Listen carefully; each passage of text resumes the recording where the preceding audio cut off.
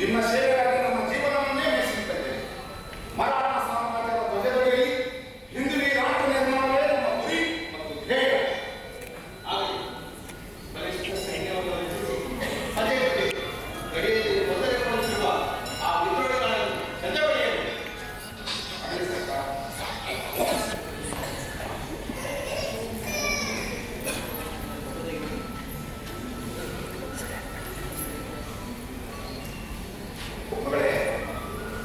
ಯಾರಮ್ಮ ಬೆಳಿಗ್ಗೆ ಎಲ್ಲಿಗೆ ಹೊರಟಿವೆ? ಬೆಳಗ್ಗೆ ಎದ್ದು ಶಿವನ ದರ್ಶನ ಮಾಡುವುದರಿಂದ ಜೀವನ ಪಾವನವಾಗುತ್ತದೆ. ಅದಕ್ಕಾಗಿ ನಾನು ಮುಂಜಾನೆ ಶಿವನ ದರ್ಶನಕ್ಕಾಗಿ ಇಲ್ಲಿಗೆ ಬರುತ್ತೇನೆ. ಈ ನಿರ್ಜನ ಪ್ರದೇಶದಲ್ಲಿ ಒಬ್ಬಳೇ ಬರ್ತಿದೆಯಾ? ನಿನಗೆ ಹೆದರಿಕೆ ಆಗ್ತಿಲ್ವೇ? ನನಗೇಕೆ ಹೆದರಿಕೆ ಆಗಬೇಕು? ನಾನು ಮುಂಜಾನೆ ಶಿವನ ಪೂಜೆಗಾಗಿ ಇಲ್ಲಿಗೆ ಬರುತ್ತೇನೆ. ಅದು ಸರಿ. ಎಲ್ಲ ಸೈನಿಕರು ಕುದುರೆಗಳು ಬೀಳುತ್ತಿದ್ದಾರೆ. ಅವರನ್ನು ನೋಡಿ ನಿನಗೆ ಭಯ ಆಗ್ತದೆ. ಆ ದೇವರ ಆಶೀರ್ವಾದವಿದ್ದರೆ ಯಾರೂ ಯಾರಿಗೂ ಹೆದರಬೇಕಾಗಿಲ್ಲ. ಅದೂ ಅಲ್ಲದೆ ನನ್ನ ತಂದೆಯವರೇ ಈ ಊರಿನ ಪಾಟೀಲರು, ಈ ಊರಿನ ಮುಖ್ಯಸ್ಥರು. ಯಾರಮ್ಮ ಅಂತಂದ್ರೆ? ಓಹೋ, ನಿಮ್ಮ ತಂದೆ ಈ ಊರಿನ ಪಾಟೀಲರೇ? ಏನಮ್ಮ ಅವರ ಹೆಸರು? ಅವರ ಹೆಸರು ಮಲಕೋಚಿ ಸಿದ್ದೆ. ಅವರು ಈ ಚಟ್ನಿ ಗ್ರಾಮದ ಪಾಟೀಲರು. ಮತ್ತೆ ನೀವು ಯಾರು? ಇವರು ಮರಾಠ ಸಾಮ್ರಾಜ್ಯದ ಸೇನಾಪತಿ, ಮಾಳ್ವಾ ಪ್ರಾಂತದ ಪ್ರಮುಖರು, ಇಂದೂರಿನ ಸರ್ಕಾರಿ ಸುದ್ದಿಗಳು. ಇವರ ಹೆಸರು ಮಲ್ಹಾರ್ರಾವ್ ಹೋಳ್ಕರ್. ಮತ್ತೆ ನೀವು ಯಾರು? ಇವರು ಶ್ರೀಮಂತ್ ಬಾಜಿರಾವ್ ಪೇಶ್ವೆ ಅಂತ ನಮ್ಮ ನಾಡುವ ಮಹಾಪ್ರಭುಗಳು. ನೀವು ಇಲ್ಲೇ ನಾವು ಪೂಜೆ ಮಾಡಿದ ಮೇಲೆ ಪ್ರಸಾದ ಕೊಡುತ್ತೇವೆ. ಇಲ್ಲೇ ಇರಬೇಕು.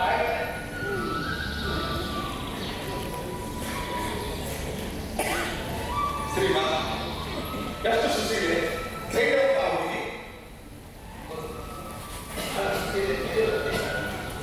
ಅವರನ್ನು ನೋಡಿದರೆ ನಮಸ್ಕಾರವಂತಿದ್ದ. ಅಲ್ಲ, ಈ ಹುಡುಗಿ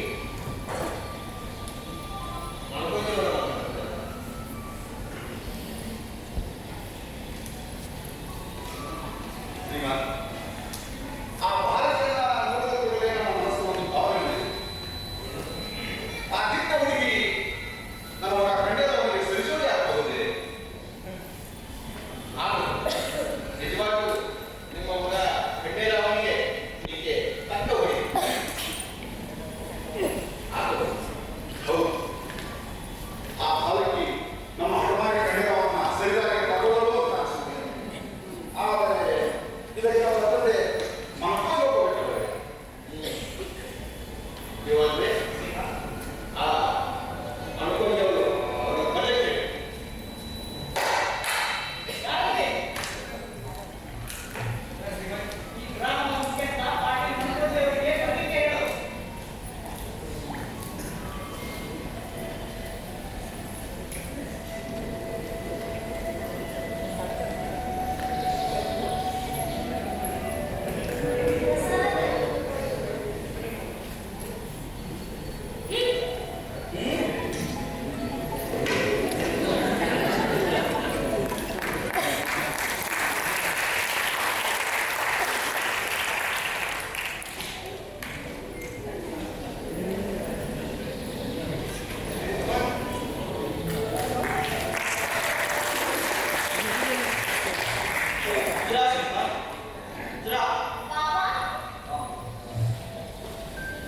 ನಾನು ಈ ಊರಿನ ಪಾಟೀಲ್ ಮಣಿಪುರಿ ಸಿಂಧೆ. ನಾವು ಮತ್ತು ಸುಬೇದಾರ ಮಲ್ಲಾರವರು ಒಂದು ಶಾಲೆ.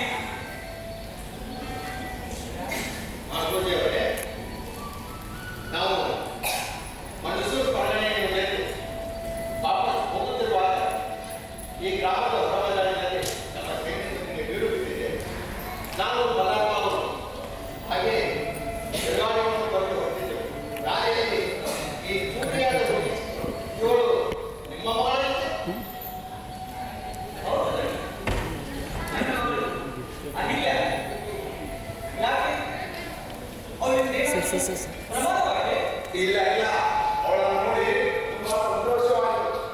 ಅಂದಾಗೆ ಅವಳಿಗೆ ವಯಸ್ಸನ್ನು ನೋಡಿದ್ರೆ 8 ವರ್ಷ ವಯಸ್ಸಿನ ಮೀರಿದ ಜ್ಞಾನಿಗಳು. ಇವರಿಗಾಗಿ 15 ವರ್ಷ ಆಶುವಿನ ಕಾವಲಿನ ತೀರ್ಥರ ಹೊತ್ತೊಂದು ವಂಶಕ್ರಮ ಮಾಡಿದ್ದೇನೆ. ಈಕೆ ಆಶುವಾನಿಯವರೆಂದು ಮರೆಸಿದ್ದೇನೆ. ಹಣಿ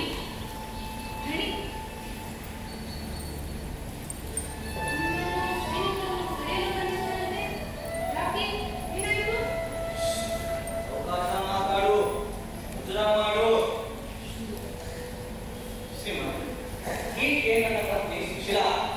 ಸೈನಿಕರು ಕರೆಯಲು ಬರುತ್ತಿದ್ದಕ್ಕಾಗಿ ಅವರಿಂದ ಬಂದಿದ್ದಾರೆ. ಮಾಡ್ಕೊಳ್ಳಿ ನಮ್ಮ ಬಲ್ಲಾಳ ಅವರಿಗೆ ನಿಮ್ಮ ಮಗಳು ಅವಳ ಗುಣ ಅವಳ ನಡತೆ ಬಹಳ ಸೇರಿ.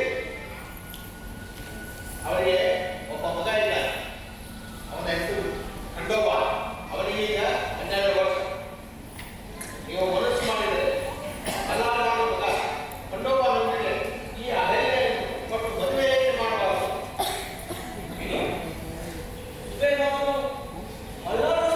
ಮಗನೊಂದಿಗೆ ಯಾರಿವರು? ಎಲ್ಲಿಯವರು? ಯಾವ ಊರಿನವರು?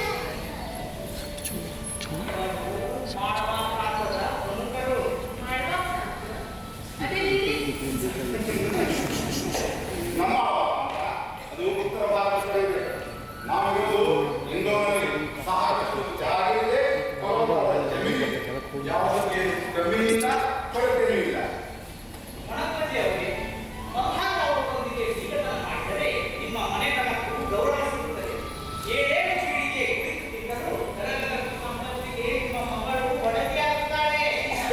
ನಾವು ರಾಜಪರಿವಾರದವರು. ಆದರೆ ನಾವು ಭೂಮಿಯಲ್ಲಿ ಹುಟ್ಟಿ, ಬಿತ್ತಿ, ಪಶುಪಾಲನೆ ಮಾಡುತ್ತಾ ಬದುಕುತ್ತಿರುವ ಸಾಮಾನ್ಯರಿಂದ ಭಿನ್ನ. ಹೀಗಿದ್ದಾಗ ಈ ಸಂಬಂಧ ಇವರು ಸಾಮಾನ್ಯರೇ. ಆದರೆ ಧೈರ್ಯದಿಂದ, ಸಾಹಸದಿಂದ, ಸ್ವಾಮಿನಿಷ್ಠೆಯಿಂದ ಇವತ್ತು ದೇಶಮುಖರಾಗಿದ್ದಾರೆ.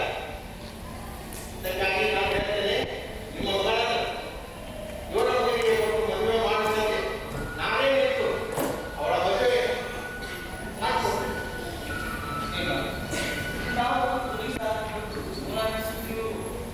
ಸುಬೇದಾರ ಅಣ್ಣನವರು ಮರಾಠ ಸಾಮ್ರಾಜ್ಯದ ಅಣ್ಣನಾಯಕರು. ಅವರು ಶ್ರೀಮಂತರು. ನನಗೋಸ್ಕರ ಅಡಿಯಾಳ ಕಲ್ಯಾಣ ಕಟ್ಟಲ್ಲ. ನೀವು ನಿಜವಾದ ಶ್ರೀಮಂತ. ಅವಳ ರೀತಿ ನಡವಳಿಕೆ ನನ್ನ ಮನೆಗಿದೆ. ಇವತ್ತು ಇಂದೂರಿನ ಭಾಗ್ಯಲಕ್ಷ್ಮಿಯಾಗಿ ನನ್ನ ಮನೆತನದ ಗೌರವಕ್ಕೆ ರಚಿಸುತ್ತಾಳೆ ಎಂದು ನನ್ನ ಅಂತರಾತ್ಮ ಹೇಳುತ್ತಿದೆ. ನಿಮ್ಮದು ದೊಡ್ಡ ಮನಸ್ಸು. ಅಲ್ಲ, ಮರಾಠ ಸಾಮ್ರಾಜ್ಯದ ಹಬ್ಬ ಇದ್ದಾರೆ. ಅನ್ಕೋಜಿ, ನೀವು ಇನ್ನೂ ವಿಚಾರ ಮಾಡಿದೆ ನಿಮ್ಮ ಮಗಳನ್ನು ಅವರ ಮಗನೊಂದಿಗೆ ದಾರಿ ಹಿಡಿದು ನಾನೇ ಮುಂದೆ ನಿಂತು ಮದುವೆ ಮಾಡಿದೆ. ನನ್ನ ಮಗಳು ನಿಮಗೆ ಒಪ್ಪಿಗೆಯಾಗಿ ನಿಜವಾಗಿಯೂ ನಾನು ಧನ್ಯ. ನನ್ನ ಮಗಳು ನಿಮ್ಮ ಮನೆ ಸೇರಬೇಕಾದರೆ ಅದು ನನ್ನ ಜನ್ಮದ ಪುಣ್ಯದ ಫಲವೇ ಇರಬೇಕು. ನಿಮ್ಮ ಈ ಗುಣಕ್ಕೆ ನಾವು ಯಾವಾಗಲೂ ಸೇರಬೇಕು. ಮಂಕೋಜಿಯವರೇ, ಈ ಸಂತೋಷದ ಸುದ್ದಿಯನ್ನ ನಿಮ್ಮ ಮನೆಯವರಿಗೆ ಗ್ರಾಮಸ್ಥರಿಗೆ ತಿಳಿಸಿ. ಅವರು ಸಹ ಸಂತೋಷಪಡ್ತಾರೆ. ಅಹಿಲ್ಯ ಕಾರಣದಿಂದ ನನ್ನ ಮನೆತನದ ಗೌರವ ಕೀರ್ತಿ 100 ಕಾಲ ಉಳಿಯಿತು. ಆಗಲಿ.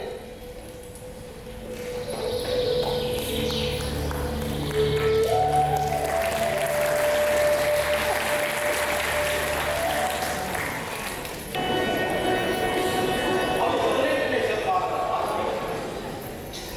ಮಹಾರಾಷ್ಟ್ರದ ಔರಂಗಾಬಾದ್ ನಗರದ ಬೀಟ್ ತಹಸೀಲಿನಲ್ಲಿ ಚೌಡಿ ಎಂಬ ಗ್ರಾಮದ ಪಾಟೀಲರಾಗಿದ್ದ ಮಣಕೋಜಿ ಸಿದ್ದೆ ಹಾಗೂ ಸುಚಿಲಾಬಾಯಿ ಸಿದ್ದೆ ದಂಪತಿಗಳ ಮುದ್ದಿನ ಮಗಳು ಹೆಣ್ಯಾರಾಗ ಅಹಲ್ಯದಲ್ಲಿದ್ದು ಇಂದಿಗೆ 300 ವರ್ಷಗಳ ಹಿಂದೆ, ಅಂದರೆ 31ನೇ ತಾರೀಕು ಮೇ 1725 ಸೀರಾ ನದಿ ತೀರದ ಹೋಳಗ್ರಾಮದಿಂದಾಗಿ ಹೋಳ್ಗರೆಂದು ಕರೆಸಿಕೊಳ್ಳುತ್ತಿದ್ದು,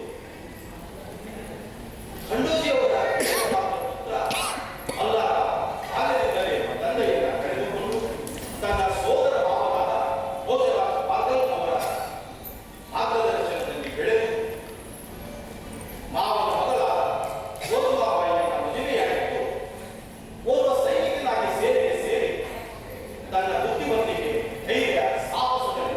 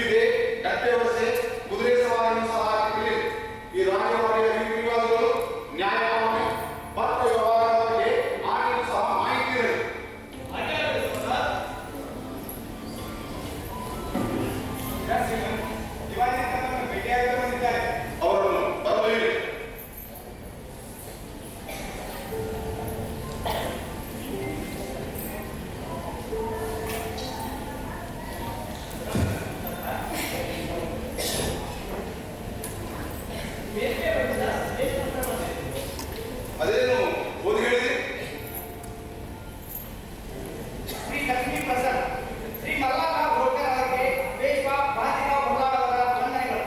ನಿಮಗೆ ಈ ಮೂಲಕ ತಿಳಿಸುವುದೇನೆಂದರೆ, ನೀವು ಮರಾಠ ಸಾಮ್ರಾಜ್ಯಕ್ಕೆ ಸಲ್ಲಿಸಿರುವ ಸ್ವಾಮಿನಿಷ್ಠ ಸೇವೆಯನ್ನು ಪರಿಗಣಿಸಿ ಇಡೀ ಮಾನವ ಪ್ರಾಂತದ ಸಂಪೂರ್ಣ ಜವಾಬ್ದಾರಿ ಹಾಗೂ ನಿರ್ವಹಣೆಯ ಅಧಿಕಾರವನ್ನು ನಿಮಗೆ ನೀಡಲಾಗಿದೆ. ಇಂತಿ ಸಹಿ ಮತ್ತು ಮೊಹರನ್ನೊಂದಿಗೆ ಪೇಶ್ವಾ ಶ್ರೀಮಂತ ಬಾಜಿರಾವ್ ಮೊದಲಾದ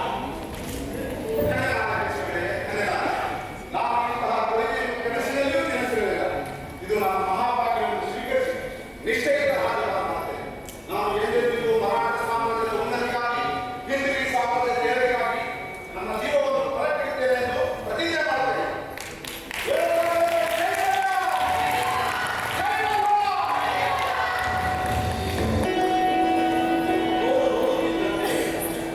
ವರ್ಷಗಳೇ ಬೆಳೆದು ಮರಾಠ ಸಾಮ್ರಾಜ್ಯದ ವಿಸ್ತಾರಕ್ಕಾಗಿ ಅನೇಕ ಯುದ್ಧಗಳನ್ನು ಮಾಡುತ್ತಾ ಮಲ್ಲಾರ ಯುದ್ಧ ಭೂಮಿಯಲ್ಲಿ ಇದ್ದರೆ, ಇತ್ತ ಇಂದೋರ್ನಲ್ಲಿ ಅಲ್ಲೇ ಮಲ್ಲಾರ ಅವರ ಮಾರ್ಗದರ್ಶನದಂತೆ, ಅವರ ಆದೇಶದಂತೆ ತನ್ನ ಕರ್ತವ್ಯ ಹಾಗೂ ವ್ಯವಹಾರ ಚತುರತೆಯಿಂದ ಎಲ್ಲರ ಹೊರಗೆದ್ದು ಸಮರ್ಥ ಆಡಳಿತಗಾರರಾಗಿ ರೂಪುಗೊಳ್ಳುವುದು. ಆದರೆ ಖಂಡೇರವರಿಗೆ ಮಾತ್ರ ಈ ರಾಜ್ಯಕಾರಭಾರಗಳಲ್ಲಿ ಆಸಕ್ತಿ ಇರಲಿಲ್ಲ. ಆಟ, ಓಟ, ಸ್ತೂತತನಗಳಲ್ಲಿ ಬಾಲ್ಯವನ್ನು ಕಳೆದ ಖಂಡೇರ ಈಗೀಗ ಮದುವೆ ಮಾನವೀಯರ ಬಯಸುತ್ತಾರೆ.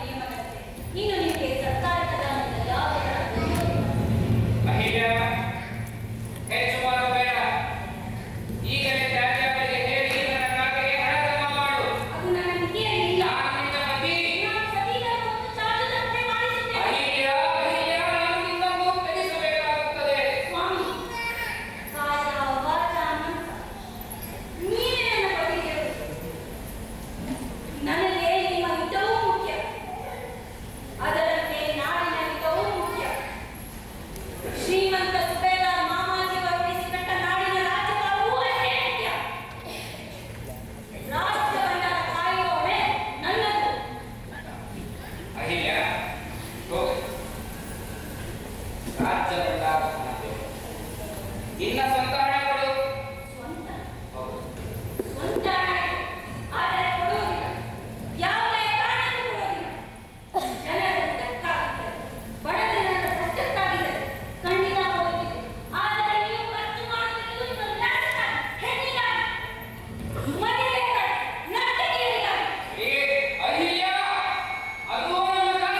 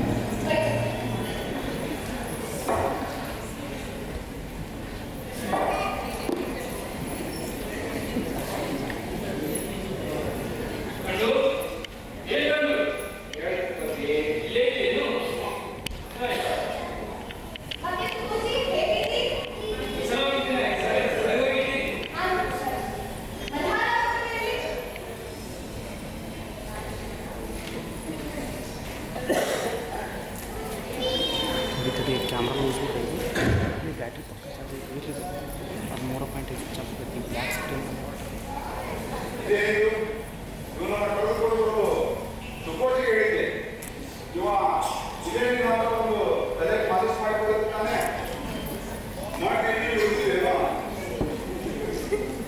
ಗೌತಮ ನಿನ್ನದು ಅತಿ ನಿನ್ನ ಅಧ್ಯಾತ್ಮ ಆಲೋಚನೆ ಮಾಡಿದೆ ಶ್ರೀಮಂತ ದೇಶದಿಂದ ಅದು ಬಂದಿದೆ ಎಲ್ಲ ಸರಂಜಾಮಿನ ವ್ಯವಸ್ಥೆ ಆಗಬೇಕಿದೆ ಸುಂಕ ವಸೂಲಿ ಮಾಡಲು ಹನುಮಾನ್ ದೇಶದೊಂದಿಗೆ ನಾನು ಹೊರಡುತ್ತೇನೆ ಸೈನಿಕರಿಗಾಗಿ ದೇವಸ್ಥಾನ ಹಲ್ವಾ ಬಜ್ಜಿ ಬಾಲ ಹಾಗೂ ಕುದುರೆಗಳಿಗಾಗಿ ಹುಡುಗಿನ ವ್ಯವಸ್ಥೆ ಮತ್ತು ಕುದುರೆ ಸಂಘ ಎಲ್ಲದರ ವ್ಯವಸ್ಥೆ ಆಗಬೇಕು ನೀವಿಲ್ಲಿ ಆ ವ್ಯವಸ್ಥೆಯ ಸರಿಯಾದ ಅಪರೋಪ ಮಾಡಬೇಕು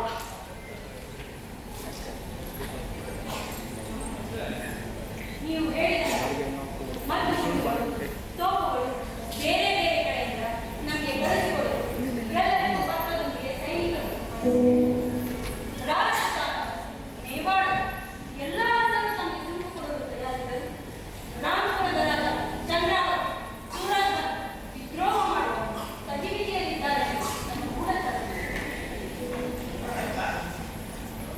ಗಂಗಾಧರ ರಾಜಪುತಾಂತರು ಸಾಮಂತರು ಮರಾಠ ಸಾಮ್ರಾಜ್ಯದ ವಿರುದ್ಧ ದಂಗೆಗಳು ತಯಾರಿಸಿದ್ದು ನಿಮಗೂ ಗೊತ್ತಿದೆ ಅನೇಕ ಸಲಹೆಯಿಂದ ಯುದ್ಧಗಳನ್ನು ಹತ್ತಿದ್ದರು ಆ ರಾಮಪುರದ ರಾಜ ಚಂದ್ರಾವತರು ಸ್ವತಂತ್ರವಾಗಲು ಮನಸ್ಸಾಗಿದ್ದಾರೆ ರಾಜಸ್ಥಾನ ರಾಜ ಸೂರಜ್ ಮಂಜಾತನು ಸುಂಕಗಳು ನಿರಾಕರಿಸಿದ್ದಾನಂತೆ ಹಿಂದೆ ಅನೇಕ ಬಾರಿ ಸುತ್ತರು ಅವರು ತಮ್ಮ ಹಠವನ್ನು ಬಿಡುತ್ತಿಲ್ಲ ಇನ್ನು ಅವರು ನಾಟ್ಯ ಮಾಡಬೇಕಾಗಿ ಎಲ್ಲ ರಾಜಪುತ್ರರನ್ನು ಹೊರತುಪಡಿಸುತ್ತಿದ್ದಾರೆ ಆದರೆ ಆದರೆ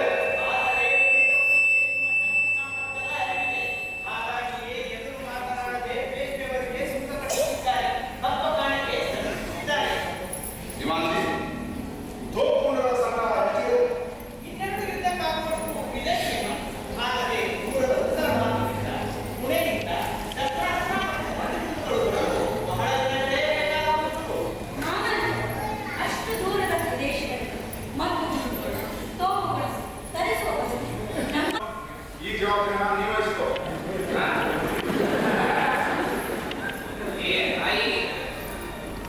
ಇದು ನನ್ನ ಮಗು ಮಾತಲ್ಲ ನಾ ಏನಿದ್ರು ರಣಾಂಗಣದಲ್ಲಿ ನನ್ನ ಶಕ್ತಿ ಸಾಮರ್ಥ್ಯ ತೋರಿಸೋ ಈ ಬಡ್ಡಿಯಲ್ಲಿ ನಿಂತು ಮತ್ತೊಂದು ತಯಾರಿಸುವುದು ನನ್ನ ಕೈಯಲ್ಲಿ ಆಗುತ್ತಿಲ್ಲ ಅಮ್ಮಾಜಿ, ನೀವು ಪರವಾನಗಿ ಕೊಟ್ಟರೆ ನಾನೇ ನಿಂತು ವಕೀಲರಿಸಿಕೊಂಡು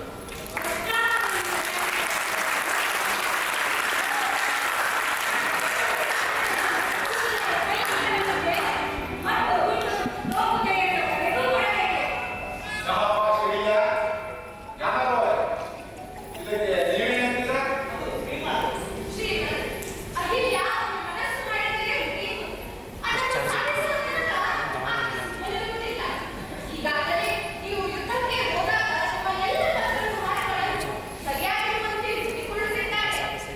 ಅನೇಕ ರಾಜಕಾರಣದ ಯುದ್ಧಗಳನ್ನು ನಿರ್ಭಯದಿಂದ ತೆಗೆದುಕೊಳ್ಳುತ್ತಿದ್ದಾರೆ. ಮಾಮ, ಇದಕ್ಕೆಲ್ಲ ನಮಗೆ ಹೋಗಲ್ಲ. ಬಾರವಾದಾಗ ಅವರು ಸಹಾಯ ಮಾಡುತ್ತಿದ್ದಾರೆ. ಕಾಸಿಗೆ ತಕ್ಕ ನಂಬಿಕೊಳ್ಳಲು ಗೋವಿಂದನ ನಾನು ಒತ್ತಾಯಿಸುತ್ತೇನೆ. ಇವರೆಲ್ಲರ ಆಶೀರ್ವಾದ ಹಾಗೂ ನಿಮ್ಮ ಸಹಕಾರದಲ್ಲಿ ದರ್ಬಾರಿನ ಎಲ್ಲಾ ಕಾರ್ಯಗಳು ಸುಗಮವಾಗಿ ನಡೆಯುತ್ತಿವೆ. ಶಹಬಾಷ್ ಹಿರಿಯ ರಾಷ್ಟ್ರವಾದಿಯ ರೀತಿ ರಿವಾಜುಗಳು ನೀವು ಎಲ್ಲ ರೀತಿಯನ್ನು ನೋಡಿಕೊಳ್ಳುವುದರಿಂದ ನಾನು ಯುದ್ಧಕ್ಕೆ ಯಾವುದೇ ಚಿಂತೆ ಇಲ್ಲದೆ ಹೋಗುತ್ತೇನೆ ಈ ವಿಷಯವನ್ನು ನಾನು ಮೇಶ್ವರಿಗೆ ಹೇಳ್ತೇನೆ ಅಷ್ಟೇ ಅಲ್ಲ ಶ್ರೀಮಂತ್ ನಾನು ಪ್ರಜಾಸಭೆಗೂ ಸಹ ಹೇಳ್ತೇನೆ ಅವರಿಗೆ ನಿಮ್ಮ ಬಗ್ಗೆ ತುಂಬಾ ಅಭಿಮಾನ ಮತ್ತು ಹೆಮ್ಮೆ ಏಕೆಂದರೆ ಅವರೆಲ್ಲರೂ ನಿಮ್ಮನ್ನು ನಮ್ಮ ಮನೆಗೆ ತಂದುಕೊಳ್ಳಲು ಹೇಳಿದ್ದು ಈ ಉತ್ತರ ಪುತ್ರನೊಂದಿಗೆ ಮದುವೆ ಮಾಡಿದ್ದು ಶ್ರೀಮಂತ ನನ್ನ ಹೆಣ್ಣುಗಳಿಗೆ ಮೊದಲಿಂದಲೂ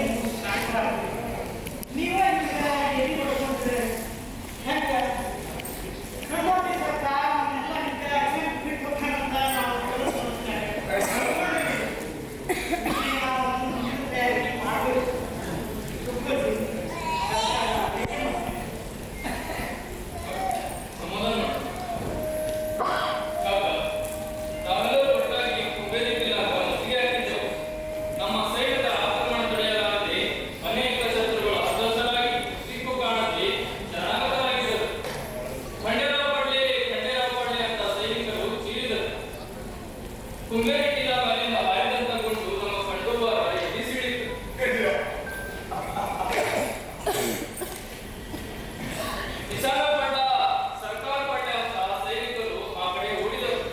ಅಕ್ಕ ನಾನು ಆ ಕಡೆ ಓಡಿಬಿಟ್ಟಾಗ ನಮ್ಮ ಕಂಡು ಜೀವನ ಬಿಟ್ಟಿದ್ದಾಗ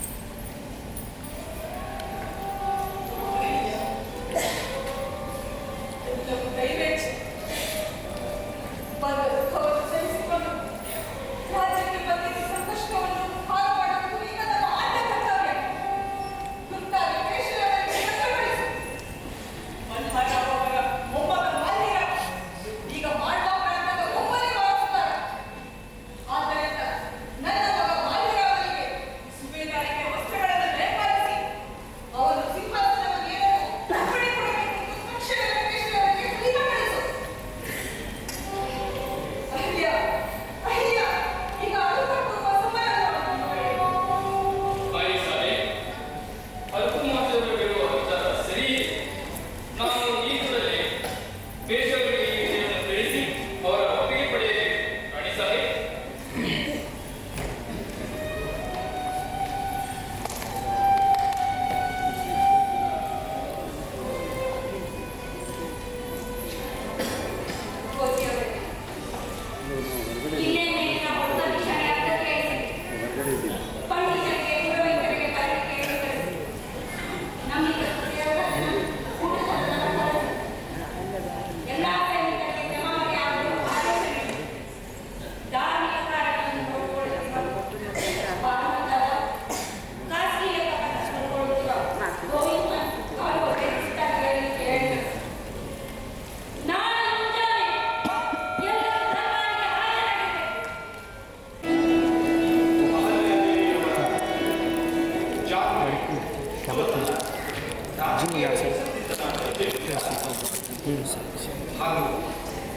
ಮಲ್ಲಾರ ಅವರ ಬಗ್ಗೆ ಅಪಾರ ಗೌರವವಾದ ದೇಶಪ್ರಿಯವರು ಆದರೆ ಅವರಿಗೆ ಆಳ್ವಾರನ ಸುಬೇದಾರರನ್ನಾಗಿ ನೇಮಿಸಿದರು. ಆದರೆ ನಿಜವಾದ ಅಧಿಕಾರವನ್ನ ಅಹಲ್ಯಾದೇವಿಯವರು. ಏಕೆಂದರೆ ದೇಶಪ್ರಿಯವರಿಗೆ ಬಾಲ್ಯಕಾಲದ ಯೋಗ್ಯತೆ ಬಗ್ಗೆ ಚೆನ್ನಾಗಿ ಅರಿತು ಮಗನ ತಲೆಯ ಮೇಲೆ ಜವಾಬ್ದಾರಿಯ ಭಾರ ಬಂದ ನಂತರ ಆತ ಸುಧಾರಿಸಬಹುದು ಎಂದು ಅವೆಲ್ಲ ಹೇಳಿದರು. ಆದರೆ ಮೊದಲಿನಿಂದಲೂ ಸಕ್ಕಿನಿಂದ ಬರೆಯುತ್ತಿದ್ದ ಬಾಲ್ಯರಾಜನಿಗೆ ಈಗ ಅಧಿಕಾರದ ಪದವಿಯಲ್ಲಿ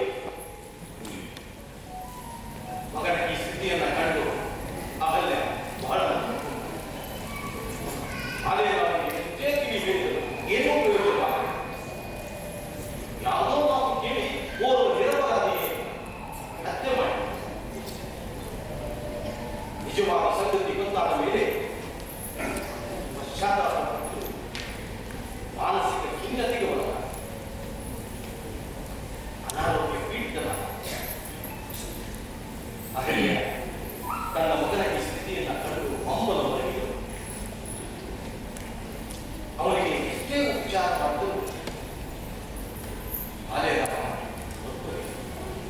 ಕೇವಲ 9 ತಿಂಗಳ ರಾಜ್ಯಭಾರ ಮಾಡಿದ ಬಾಲ್ಯರಾವ್ ತನ್ನ 22ನೇ ವಯಸ್ಸಿನಲ್ಲಿ ಸಾಗಿದ. ಅವನ ಜೊತೆಗೆ ಅವನ 2 ಹೆಂಡತಿಯರು ಸಚಿವರು.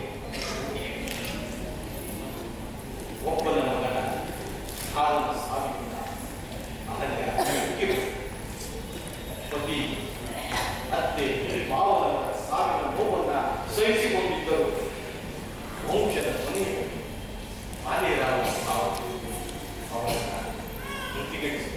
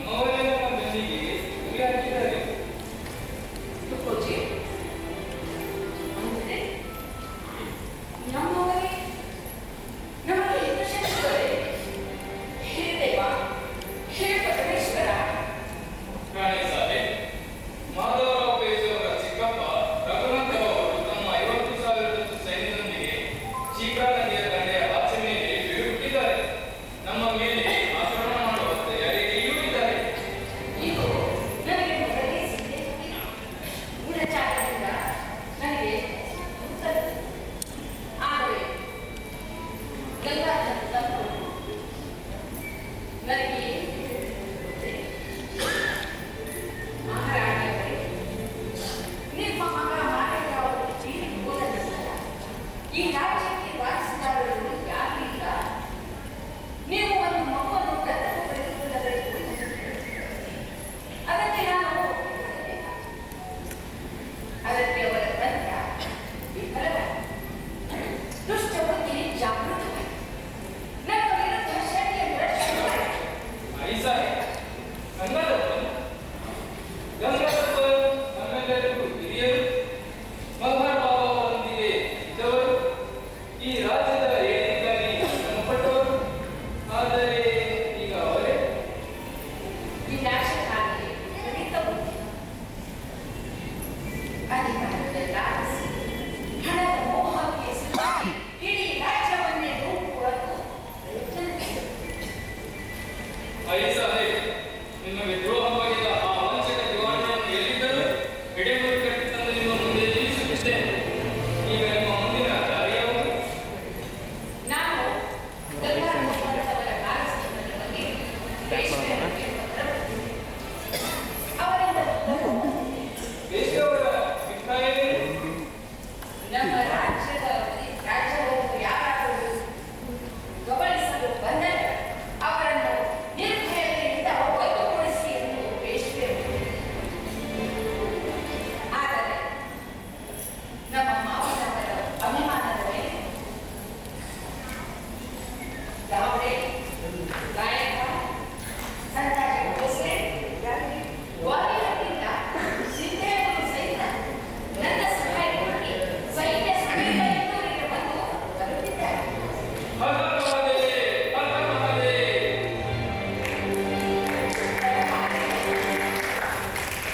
ಮನಸ್ಸಿಲಾಯಿ ಈಗ ನೀವು ರಘುನಾಥನನ್ನು ನೋಡುತ್ತೀರಾ? ಎಲ್ಲ ಮನಸ್ಸಿನ ನನ್ನ ಸುದ್ದಿಯನ್ನು ನನಗೆ ತಿಳಿಸಿ.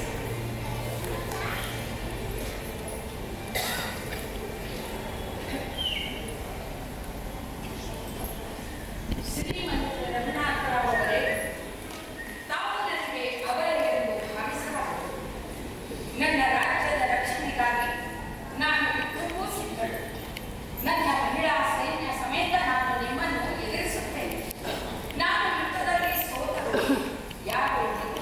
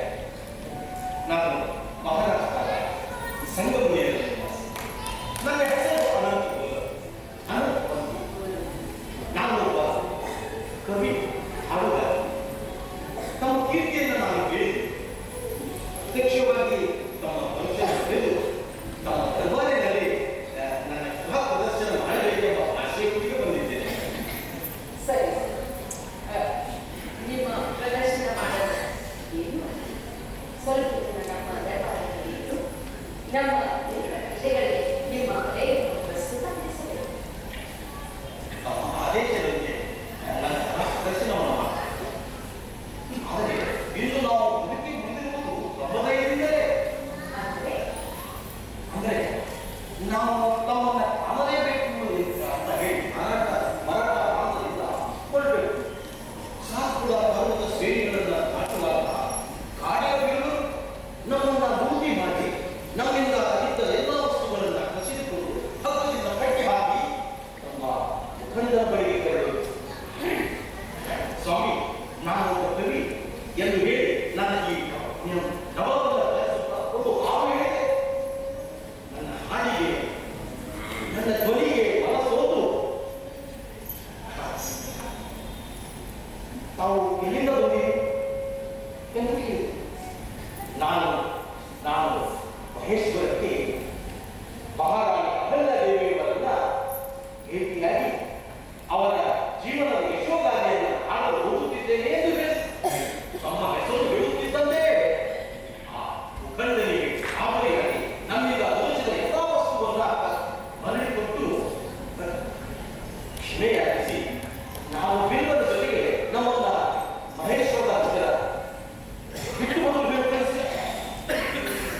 ಸರಿ ಸರಿ ತುಕ್ಕೋಜಿಯವರೇ, ಜಿ ಭಾಯಿ ಸಾಹೇಬ್, ವ್ಯಾಪಾರಕ್ಕಾಗಿ ಯಾತ್ರೆಗಾಗಿ ಬಂದಂತಹ ಜನರಿಗೆ ಈ ಲೋಟಿ ಹೊರಟು ದೋಚುವವರು ಇವರನ್ನೆಲ್ಲ ಒಂದು ಸಾರಿ ಗಟ್ಟಿಯಾಗಿ ತಿಳಿಸಿ ಇಡಬೇಕು. ಅವರಿಗೆ ಏನಾದರೂ ಸಹಾಯ ಬೇಕಾಗಿದ್ದರೆ ಅವರಿಗೆ ವಸತಿ, ಹಣದ ವ್ಯವಸ್ಥೆ ಮತ್ತೇನಾದರೂ ಬೇಕಾದರೆ ನಾವು ಯೋಚನೆ ಮಾಡೋಣ. ಆದರೆ ಇಂಥ ಕೆಲಸ ಮಾಡಬಾರದೆಂದು ಅವರಿಗೆ ನೀವು ತಿಳಿಸಿ ಹೇಳಬೇಕು. ಇದು ನನ್ನದು ಕೊನೆಯ ಅವಕಾಶ ಎಂದು ತಿಳಿಸಿರಿ. ತಮ್ಮನ್ನ ಕುರಿತು ರಚಿಸಿದ ಸಮಾಚಾರ ನಾವು ಜನರಿಗೆ ಮುಟ್ಟಿಸುವ ಕಾರ್ಯಕ್ರಮವನ್ನು ಮಾಡ್ತೀವಿ. ನಮ್ಮ ಬಗ್ಗೆ ಬಂದ ಒಂದು ಹಾಡನ್ನ ನಾನೀಗ ಹಾಡಲು ಅನುಮತಿ ನೀಡಬೇಕು. ಸರಿ.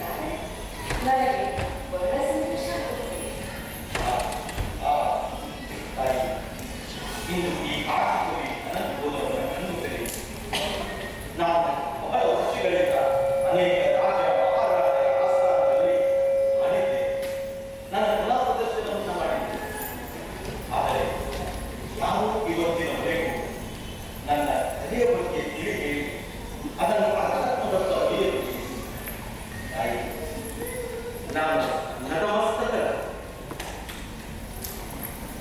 ದೇವರ ತಮ್ಮ ಪಾದದ ಇಂದಿನಿಂದ ನಾವು ಈ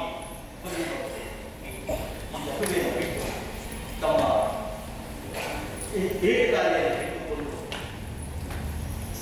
ಅಧ್ಯಾತ್ಮದ ಜನರಿಗೆ ಒಯ್ಯಲು ಸಕಲ ಪ್ರಯತ್ನ ಮಾಡುತ್ತಾರೆ. ತಾಯಿ, ಇದು ಈ ನಿಮ್ಮ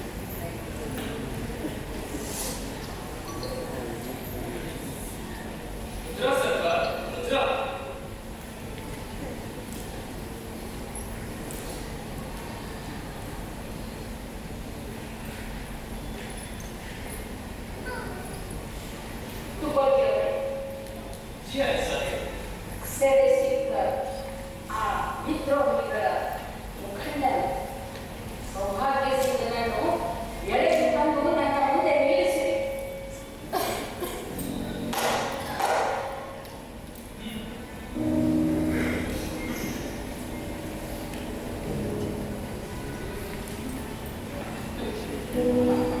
ನಂಬಿದವರಿಗೆ ದ್ರೋಹವಾಗಿಲ್ಲ.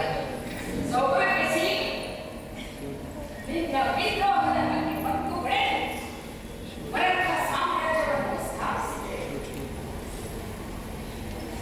ನೀನು ಎಸೆದ ಈ ದ್ರೋಹಕ್ಕೆ ನಿನಗೆ ಮರಣದಂಡನೆ ಶಿಕ್ಷೆ ನೀಡಿದೆ. ಹೋಳ್ಕರ್ ಸಾಮ್ರಾಜ್ಯದ ವಿರುದ್ಧ ನೀನು ಮಾಡಿದ ಕೆಲಸ ಅಂತ್ಯವಿಲ್ಲದ. ಅದಕ್ಕೆ ನಿನಗೆ ಆ ಟೋಪಿನ ಮುಖಕ್ಕೆ ಕಟ್ಟಿ ಇವನನ್ನು ಬಾಧಿಸಿದೆ. ಮಹಾರಾಜರೇ, ವಿದ್ರೋಹಕ್ಕೆ ಕುಮ್ಮಕ್ಕು ನೀಡುವವರಿಗೆ ಶಿಕ್ಷೆ ಇಲ್ಲವೇ? ದಿವಾಂಜಿ, ದಂಡನಾಯ.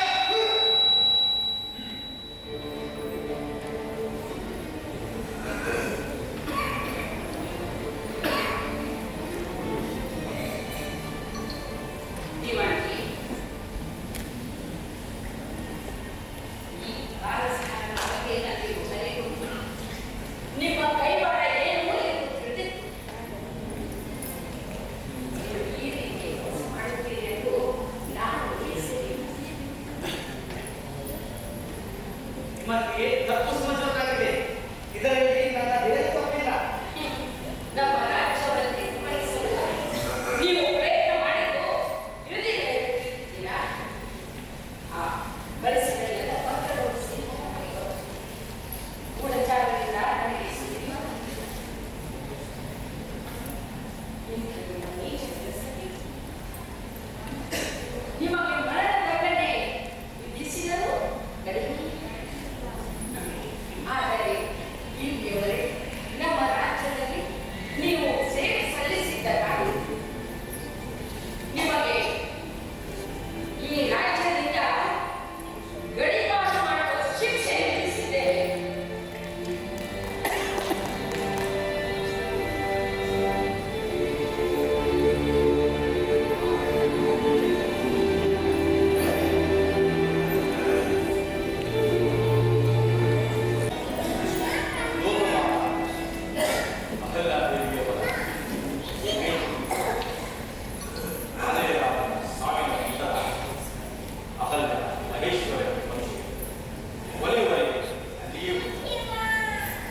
ಕುಟುಂಬದ ಎಲ್ಲ ಸದಸ್ಯರನ್ನು ತೆಗೆದುಕೊಂಡು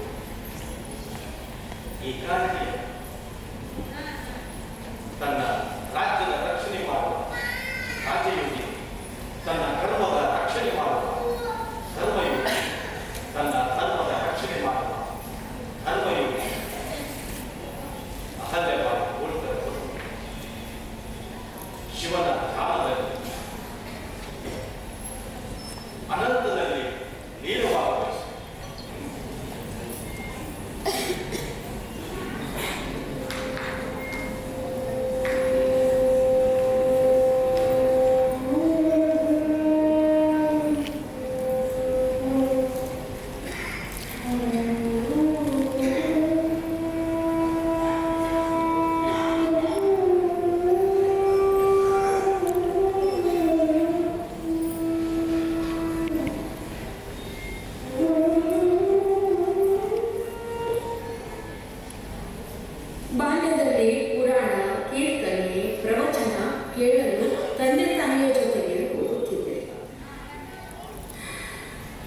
ಮಾಡುವ ಪ್ರಾಂತದ ಸುಬೇದಾರರ ಸೊಸೆಯಾಗಿ ಬಂದ ನಂತರ ವಿದ್ವಾಂಸರ ಶಾಸ್ತ್ರಿಗಳ ಪುರಾಣ ಕೇಳಲು ತಾಯಿಗಿಂತ ಹೆಚ್ಚು ಪ್ರೀತಿಯಿಂದ ಇದ್ದ ನನ್ನ ಅತ್ತೆ ಗೌತಮವಾಯಿ ಹಾಗೂ ಸಣ್ಣ ಅತ್ತೆಯವರ ಜೊತೆಗೆ ಹೋಗುತ್ತಿದ್ದೆ. ರಾಜ್ಯಭಾರ ಮಾಡುವಾಗ ದರಬಾರಿನ ಹಣ ಬಳಸದೆ ನಮ್ಮ ಖಾಸಗಿ ಖಾತೆಯಲ್ಲಿ ಇದ್ದ ಹಣ ಖರ್ಚು ಮಾಡಿ ಹಿಂದೂಸ್ತಾನದ ತುಂಬ ಮಂದಿರಗಳು, ಸ್ನಾನಘಟ್ಟಗಳು, ಧರ್ಮಶಾಲೆಗಳು, ಬಾವಿಗಳನ್ನು ನಿರ್ಮಿಸಲಾಯಿತು. ಇನ್ನು ಮುಂದೆ ಈ ಹೋಳ್ಕರ್ ಘರಾಣದ ಜವಾಬ್ದಾರಿಯನ್ನು ಸಂತಾಜಿ ಹೋಳ್ಕರ್, ಭಾರ್ಮಲ್ ದಾದಾ ಅವರಿಗೆ ಒಪ್ಪಿಸಿದ್ದೇನೆ. ತಮ್ಮೆಲ್ಲರ ಆಶೀರ್ವಾದದಿಂದ ಎಷ್ಟೇ ತೊಂದರೆ ಕಷ್ಟಗಳು ಬಂದರೂ ಇಷ್ಟು ವರ್ಷ ನನ್ನಿಂದ ಎಷ್ಟು ಸಾಧ್ಯವೋ ಅಷ್ಟು ಕೆಲಸಗಳನ್ನು ಮಾಡಿದ್ದೇನೆ. ಇನ್ನು ಮುಂದೆ ನನಗೆ ಯಾವುದೇ ಆಸೆ ಆಕಾಂಕ್ಷೆಗಳು ಉಳಿದಿಲ್ಲ.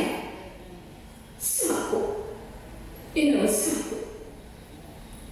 ಹೇ ದೇವ, ಹೇ ಪರಮೇಶ್ವರ, ನನಗೆ ನಿನ್ನ ಚರಣ ಕಮಲದಲ್ಲಿ ಲೀನವಾಗಬೇಕೆಂಬ ಆಸೆ.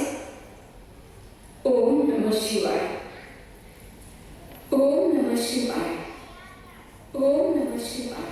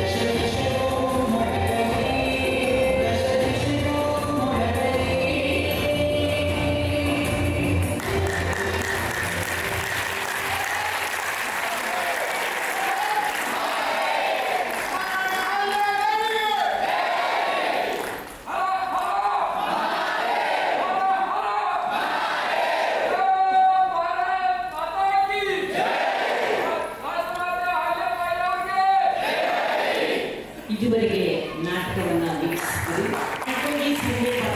ಪಾರ್ಶ್ವನಾಥ್ ಹಿರೇಮಠ, ದಿವಾನ್ ಗಂಗಾಧರ್ ವಿನಾಯಕ್ ಬಂಡಿವಾಡ್, ಜ್ಞಾನೋಬ ಕತ್ಯ ಪಾತ್ರದಲ್ಲಿ ಲಕ್ಷ್ಮಣ್ ಸುಂದರ್, ತುಕೋಜಿ ಪಾತ್ರದಲ್ಲಿ ವಿನಾಯಕ್ ಕಾಳೆ, ಪಾತ್ರದಲ್ಲಿ ಈಶ್ವರ್ ಅರ್ಲಕ್ನವರ್, ಬಾಲಕ ಅಲ್ಲೋಬ ಹರ್ಷವರ್ಧನ್ ಆಲಣ್ಣವರ್. ಸೈನಿಕರು ಹರೀಶ್ ಅಂದಾನಿ, ರವಿ ಸೊರಟು, ಮುದ್ದಣ್ಣ ಅಂಗಡಿ. ಬಾಲಕಿ ಅಹಿಲ್ಯ, ಶ್ರಾವಣಿ ಮಾಲಾಜಿ, ಐಶ್ವರ್ಯ ತಾಂಬೆ, ಅಹಲ್ಯಾದೇವಿ, ವೀಣಾ ಕಠ್ವರೆ, ಗೋಕುಲಬಾಯಿ, ಅಕ್ಷರ ಗೋಗೋರೆ, ನೇಕಾರ ಮಹಿಳೆ ಮಂಜರಿ ಪಾಠಕ್, ಸುಶೀಲಾಬಾಯಿ, ಮಾಳಸಾ ಪೂಜಾ, ಹರಕೂರಬಾಯಿ, ಸುಜಾತಾ ಹೆಬ್ಬಾಳ್, ಸೂತ್ರಧಾರ ಇದು ಮೊದಲನೇ ಪ್ರಯೋಗ. ಈ ಇಂದು ರಂಗಭೂಮಿಗೆ ಪಾದಾರ್ಪಣೆ ಮಾಡಿದ ಈ ಯುವಕರೆಲ್ಲ ಯಾರು ಪ್ರೊಫೆಷನಲ್ ಆರ್ಟಿಸ್ಟ್ ಅಲ್ಲ, ಎಲ್ಲರೂ ಹವ್ಯಾಸಿಕರ ಬಂದರು. ಇದರಲ್ಲಿ ಬಹಳಷ್ಟು ಜನ ತಮ್ಮ ಜೀವನದ ಮೊದಲನೇ ನಾಟಕ ಮಾಡಿದರು.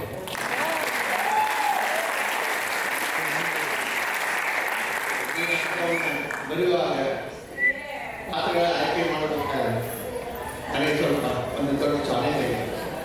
ಆ ಅಹಲ್ಯಾಬಾಯಿ ಹೋಳ್ಕರ್ ಅವರ ಇಡೀ ಜೀವನದ ಸಾಧನೆಯಿಂದ ಕೇವಲ ಒಂದು 100 ನಿಮಿಷದಲ್ಲಿ ಕಟ್ಟಿಕೊಳ್ಳೋದು ಬಹಳ ದುಸ್ಸಾಹಸ ಮಾತಾಗಿದೆ. ಆದರೆ ಇವರೆಲ್ಲರ ಸಹಾಯದಿಂದ, ಅನೇಕರ ಸಹಾಯದಿಂದ ಇವತ್ತು ಈ ಮದುವೆ ಪ್ರಯೋಗ ಆಗಿದೆ. ಈ ಮಕ್ಕಳಿಗೆ ನಿಮ್ಮ ಆಶೀರ್ವಾದ ಹೇಳ್ತೀನಿ.